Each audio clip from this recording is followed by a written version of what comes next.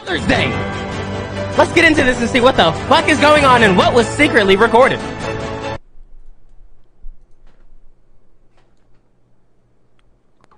Feel like Pharrell in 07 on my shoes, ice cream, make stars, stop them out, it's a man down. Baby Milo custom PC getting fanned out. Not from the block, I'm from the H and we don't play around. Catch him at a red light with a knife gun, we gon' spray him down. I need papers to where I can like click it down and be like, okay, stop. Facing the judge, the husband accused of murdering his wife last Mother's So accused, but not, well, that nigga did it. He did it. Day. Barry Morphew appeared at his... Killed his wife on Mother's Day. Wait, what? The husband accused of murdering his wife last Mother's Day. Barry Morphew appeared at his first court hearing today wearing an orange and white striped prison uniform and mask.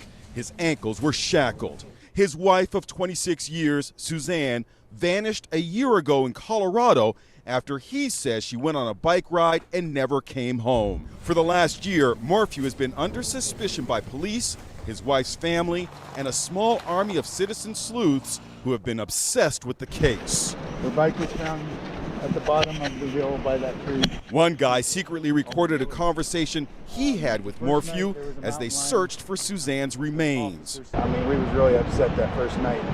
I was in Denver, so oh, you were? I didn't get here until 9 o'clock that night.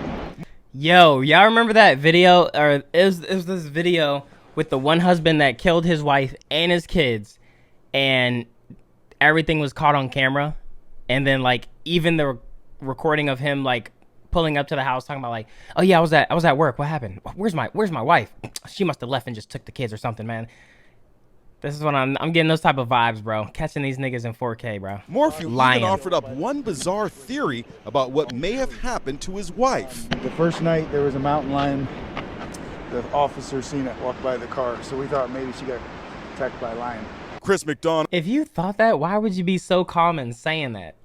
Is a former homicide detective who hosts a podcast that featured the missing mom investigation. He says there's one telling detail from the video Morphew posted on Facebook pleading for help. The way he shook his head. I will do whatever it takes to get you back. Honey, I love you. I want you back so bad. That body language is obviously inconsistent with what was coming out of his mouth. For him, this, while saying we're looking for you and doing this, it just doesn't line up.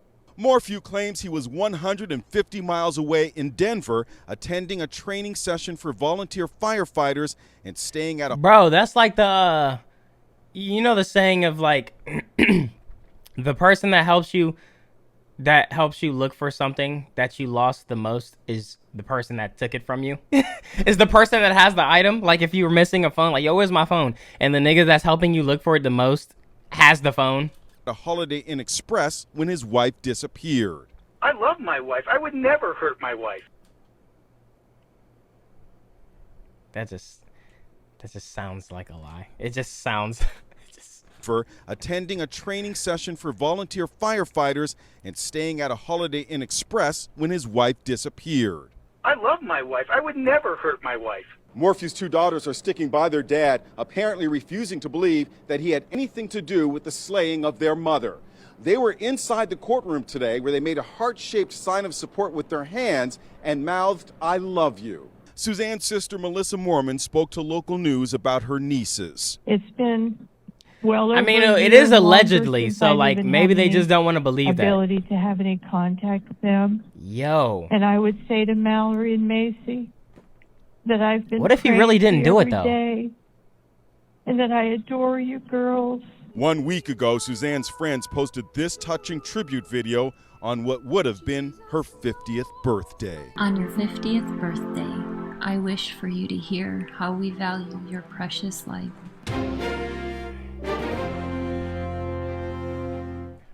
Kids, but this is the thing, it's all alleged, bro. Like, we don't know if it's actually... I don't know if that actually happened, bro. Like, it could be. It sounds like children playing in a backyard. What the fuck was that, bro? What is this? I didn't even click this. Is my autoplay on or something, bro? Did y'all hear that? Wait, what is this? At 10:35. Wait, when was this? May 7th? What date was that? What the fuck is this? Wait, hold on. What is this?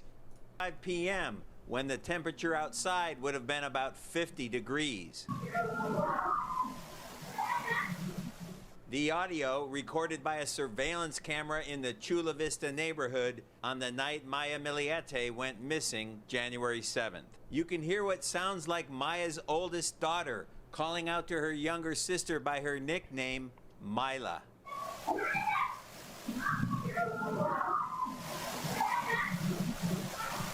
A half an hour earlier that night, at 10 p.m., the same surveillance camera recorded 8 loud bangs, sounding like gunshots. Chula Vista police say they have been analyzing the recordings, but there are still a lot of questions. Which house did that noise come from?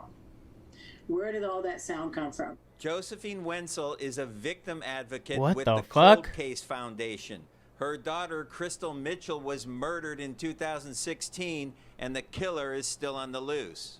What the fuck? For my daughter's murder for 5 years now. The Cold Case Foundation is now working with Chula Vista Police. They have arranged for a geographic profiler See to that come on nigga? board to try and find Maya. San Diego's a big place, and it's very difficult to find where, if she was buried. The profiler will take into consideration whether the remains were dumped during daylight hours and how many hours it may have taken to drive to potential locations. And Oh my complicating gosh. matters further, Maya's disappearance is still officially considered a missing persons case, and no suspects have been publicly named. And then you can have a suspect and everything points to Yo, and I deal think with we cases did. like this I think before. we did You just cannot talk about this story go before. pick someone up just on Didn't we? suspicion and expect that case to stick. They thought it was like the husband or something. I think we talked about this before.